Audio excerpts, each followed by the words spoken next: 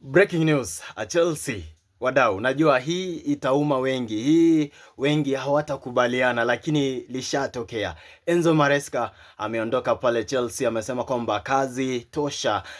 Mkataba ambao aliweza kuandikisha umeweza kuwa terminated pale Chelsea, maana ya kwamba management wamesema haitaendelea. Basi Enzo Maresca leaves Chelsea ikiwa 1st of January mwezi wa 2026. Wadau, Enzo Maresca aliweza kujiunga na Chelsea last year, na ukiangalia achievements zenye ameweza kumake pale Chelsea ni kadhaa, ikiwemo ile ya kushinda Conference League na pia akaweza kushinda FIFA Club World Cup. Hakuna klabu yenye imeshinda that trophy, lakini ni yeye peke yake. But Chelsea wanasema kwamba hawataendelea, maana ukiangalia mwezi wa Disemba hajaweza kushinda mechi kadhaa, ile ya Everton peke yake na zingine draw nyingi, lakini amesema kwamba Enzo hataendelea kushughulikia klabu ya Chelsea. Wadau, ni kocha yupi anaweza ka fit into the management ya Chelsea pale kuchukua nafasi yake Enzo Maresca? Hapo kwa comment section.